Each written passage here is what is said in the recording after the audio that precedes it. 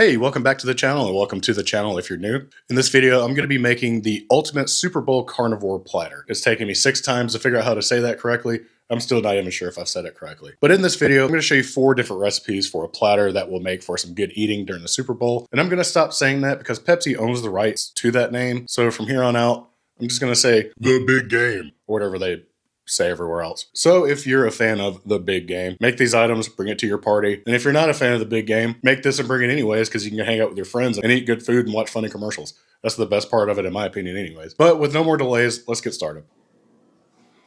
So the first thing we're going to start with is our jerky. This is a nearly 2.5 pound sirloin that I found at my local Cost Plus store. We're going to take the picanha off. I'm going to save that for me because that's a nice little steak. And the rest I'm going to slice thinly into beef jerky. Oh yeah, this is a massive steak.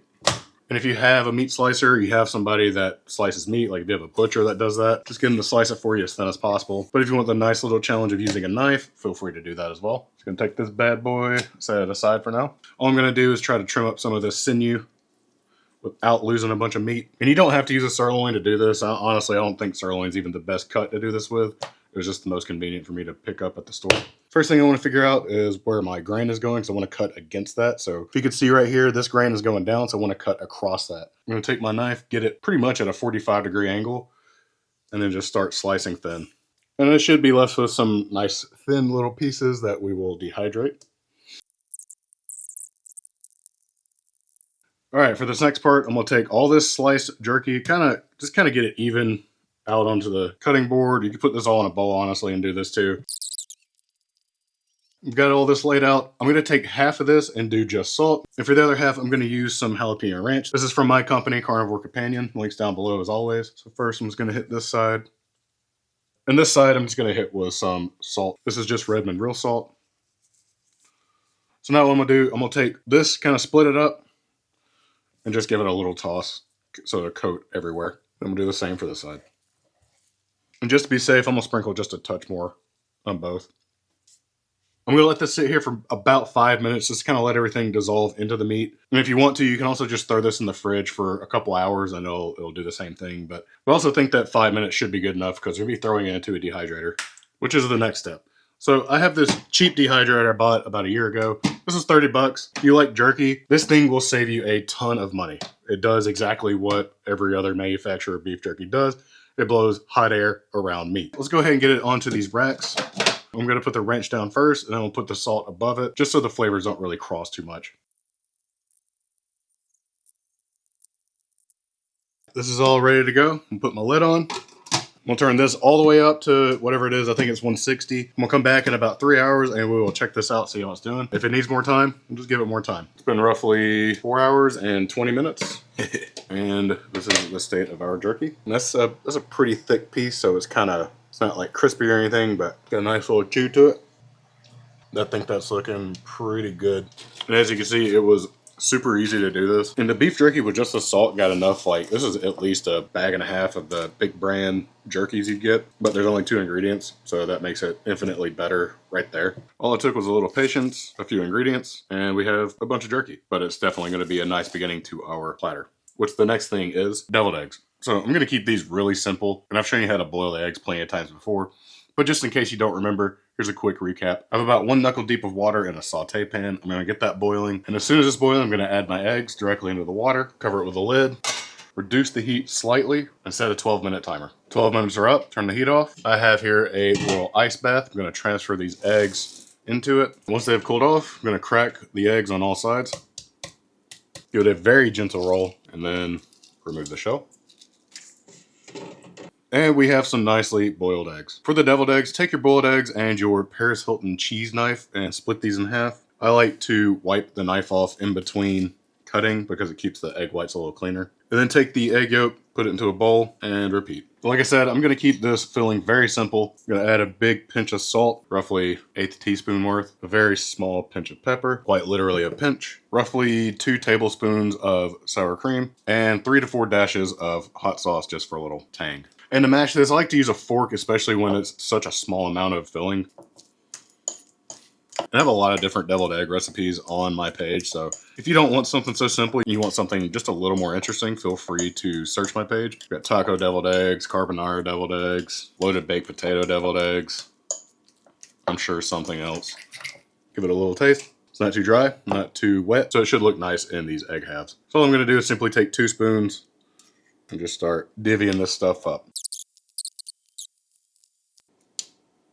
I like to add a little extra color. You can use just smoked paprika for this if you'd like, or regular paprika, but I'm going to use my seasoning smokestack from Carnivore Companion. I'll talk more on that later. And finally, I just took some bacon, fried it, got a little crispy. I'm going to top each one with just a little tiny pile of bacon, because who doesn't like that? I'm sure somebody's gonna comment and say they don't like that. And here's what they're looking like. You can go ahead and refrigerate these for a couple hours. You can make these ahead of time, like the day before if you'd like, especially if you're making this entire platter. Like this and the beef jerky are gonna be the things you want to do ahead of time. But if this is the only thing you want to make, go ahead and just make it the day of. This took me roughly 20 minutes. So let's continue on with chicken wings. So there are definitely many ways you can do this. You can fry them in some beef tallow.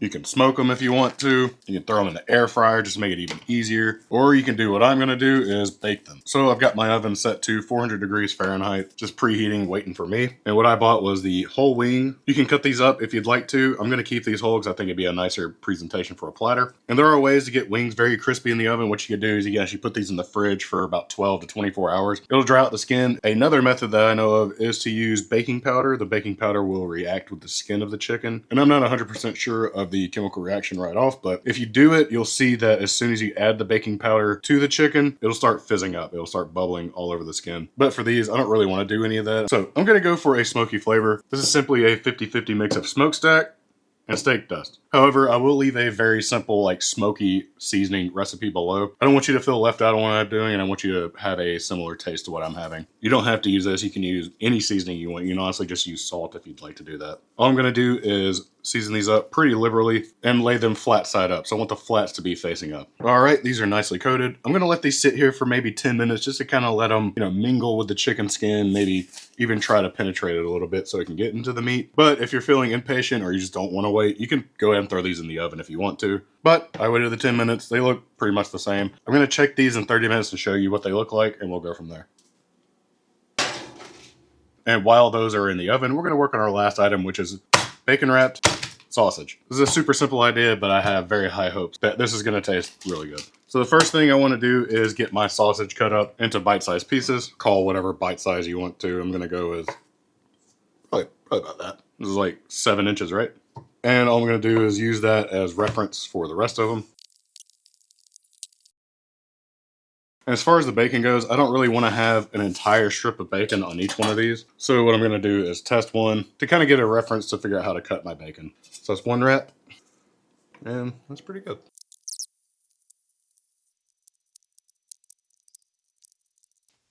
I'm going to add toothpicks to the seam because it seems like they kind of want to unroll and they're not even cooking yet. So let's just go ahead and start doing that with another time lapse.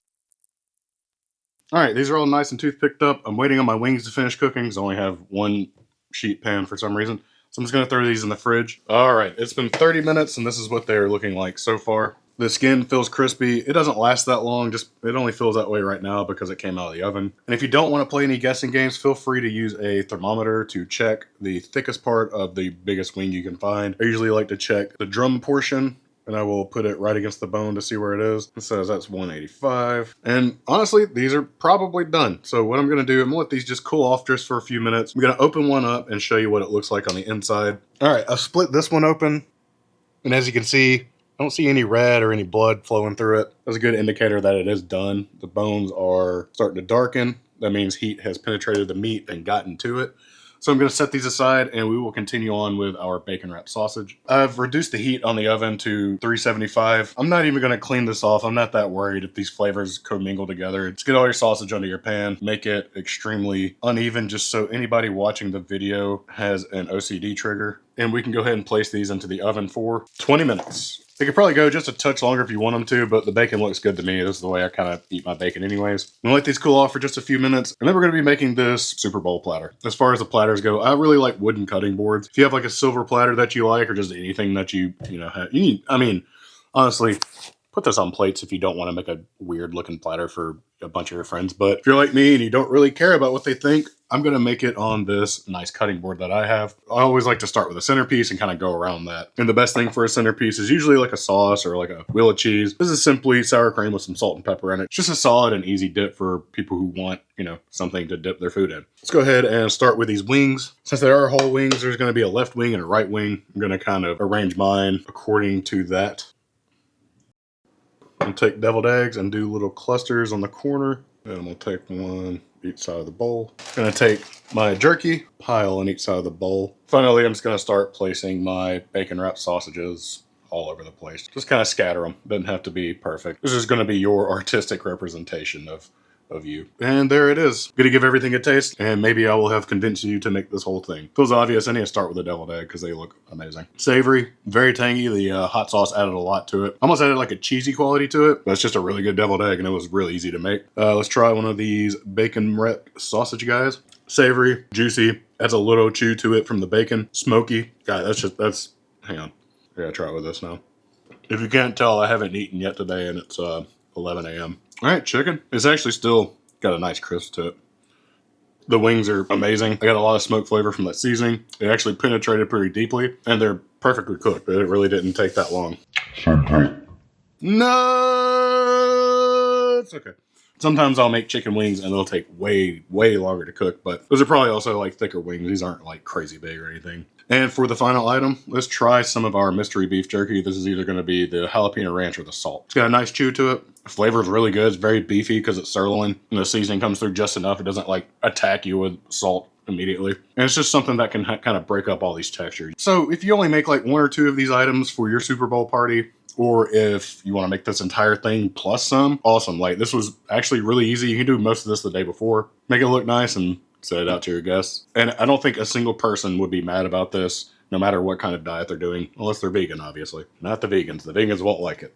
All right, well, that is it. I really hope you enjoyed watching this video. I had a really good time making this platter, and I really hope you enjoy making some of these items. It just goes to show that not every party you have has to have pizza and chips. Instead, you can have wings, deviled eggs, beef jerky, and bacon wrapped sausage. Just a few different items that will keep everyone happy. But briefly, I just want to say thank you to everyone who has been placing orders recently. We are very grateful for everyone trying us out. And the discount code CarnivorousChef is still up. Save 20% on your first order. The link is down below, and it's much appreciated. So if you liked the video, give this video a like, share this video with your friends, subscribe to the channel if you haven't. Pretty close to 100,000 subscribers, and I will see you in the next one.